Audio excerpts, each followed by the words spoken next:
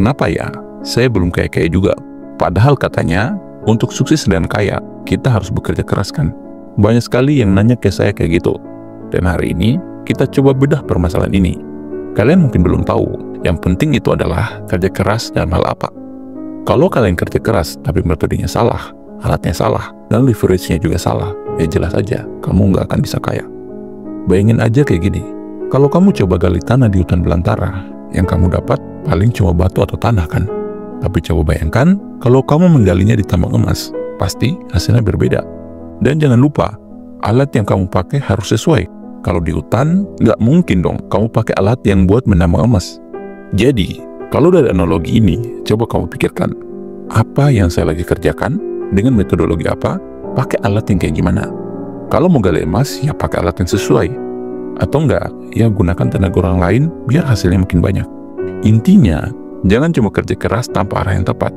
Kamu harus paham lagi kerja apa, dan seberapa keras usaha itu bisa ditukarkan dengan uang. Nah, kita bakal bahas ini lewat konsep The Circle of Value. Simpelnya kayak gini deh, untuk dapetin uang, kita harus melakukan yang namanya pertukaran. Misalnya saya jual pena, dan mau jual ke kalian, harganya cuma Rp2.000. Kalau kalian setuju beli, uang dari kantong kamu pindah ke kantong saya, dan pena ini berpindah ke kantong kamu. Nah, sekarang pertanyaannya adalah, gimana caranya uang dari kantong orang lain bisa masuk ke kantong kalian? Kalian harus punya sesuatu yang namanya pertukaran. Kalau kalian tidak punya apa-apa yang bisa ditukarkan, ya itu namanya pencurian. Dan masalah yang tidak banyak orang tahu, kebanyakan orang hanya bekerja keras tanpa disertai dengan pertukaran berharga.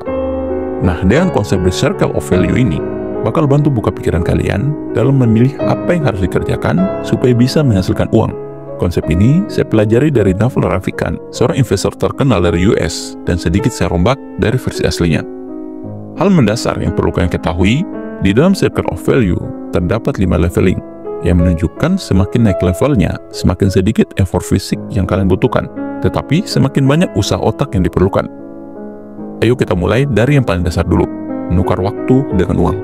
Bagi sebagian besar orang, sejak kecil sudah tertanam dalam pikiran mereka bahwa cara menghasilkan uang adalah kalian harus kerja kantoran, kalian kerja 9 to 5, kalian perlu kerja dengan menempuh jarak rumah ke tempat kerja, dan lain-lain. Intinya, kalian dibayar per waktu kalian bekerja. Dan hal ini memang dilakukan oleh banyak orang, menukarkan waktu dengan uang. Tapi, ini yang menarik nih. Permasalahan menukar waktu dan uang adalah waktu itu terbatas, guys. Jadi, kalian nggak akan bisa beli waktu lagi setelah habis. Menukarkan waktu yang terbatas dengan uang yang tidak terbatas, ya kalian nggak akan pernah bisa jadi kaya, mau sampai kapanpun juga. Dan ini real terjadi. Bahkan mungkin kalian juga melakukannya, ya kan? Selanjutnya, kita berpindah ke level kedua, menjual jasa. Di sini, kalian masih menjual waktu, tetapi dibayar lebih mahal. Contoh sederhananya, jasa service.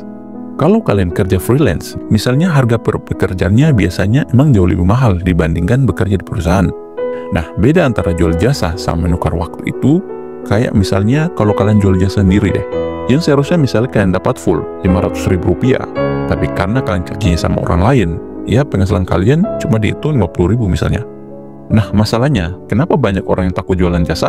Karena mereka lebih memilih stabilitas. Padahal dengan stabilitas itu, mereka sudah menutup kesempatan untuk mendapatkan pertumbuhan yang berkelanjutan. Ketika kalian takut risiko dan lebih memilih yang stabil, kalian cuma memilih yang aman. Dan itu pasti akan membatasi potensi diri kalian, membatasi potensi penghasilan kalian untuk berkembang jauh lebih besar lagi. Kalau kita lanjut, ada yang ketiga, menjual produk. Di sini, kalian sudah tidak lagi jual waktu untuk dapat uang. Misalnya, saya punya usaha es krim. Orang tidak peduli prosesnya itu kayak gimana. Yang penting, esnya bisa dinikmati dan harganya sesuai.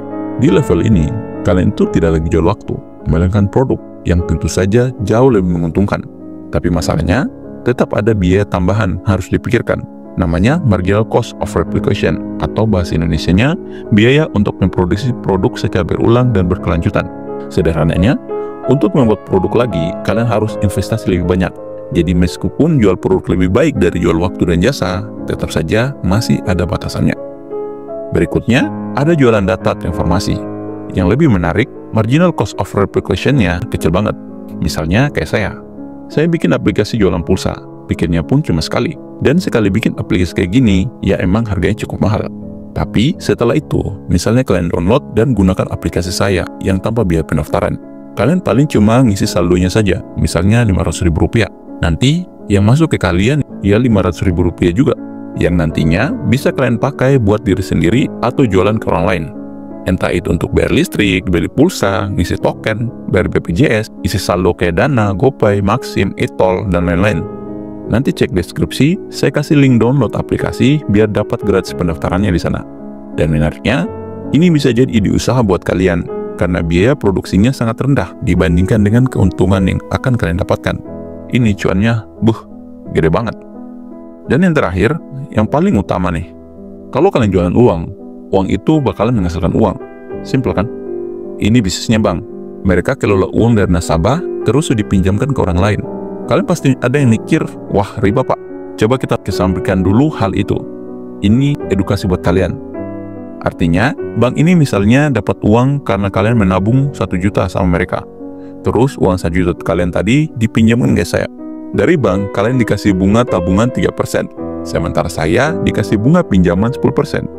Nah, di sini bank mendapatkan bunga uang sebanyak 7%. Artinya, uang bekerja untuk mereka. Itu yang namanya uang yang menghasilkan uang. Berbeda dengan jualan lain yang butuh tenaga. Di sini kalian cuma mikir gimana caranya uang bisa menghasilkan uang lagi. Dan itulah level tertinggi dari the circle of value. Sebenarnya ada satu lagi nih, namanya intellectual property atau jualan personal branding. Misalnya kayak Ronaldo. Siapa yang tidak kenal dia? Dimanapun dia berada, pasti terjadi kehebohan di sana. Misalnya belum lama ini Ronaldo yang memutuskan untuk membuat channel YouTube dan tiba-tiba kurang dari 24 jam sudah memiliki di atas 50 juta subscriber, mengalahkan MrBeast dan seluruh YouTuber lain yang butuh bertahun-tahun untuk bisa mendapatkan itu semua. Dari sosok Ronaldo, kita bisa belajar dia sebenarnya melakukan 2 hal, yaitu jualan waktu dan jasa sekaligus personal branding. Dan lihat berapa pembayaran yang dia dapatkan, baik dari nilai transfer, gaji, jadi brand ambassador, dan lain sebagainya. Meledak kan? Nah, ini juga yang bikin saya suka permainan jualan personal branding atau jualan intellectual property, dan uangnya bisa buat investasi. Jadi, sebelum kalian mulai kerja keras lagi, silahkan boleh nonton videonya berulang-ulang. Ingat, kalian mau jualan value yang mana untuk bisa menghasilkan uang. Jangan cuma kerja tanpa tahu apa yang kalian mau tukarkan, dan seberapa besar potensi cuan yang bisa kalian dapat. Ya, karena kalau kalian tidak pernah memikirkan hal ini, ya sampai kapanpun kalian tidak akan pernah bisa jadi kaya. So, what's your value? Kalau kalian suka videonya, silakan like, comment, dan share videonya ke orang lain yang membutuhkan. Kalian pasti bisa. Semangat!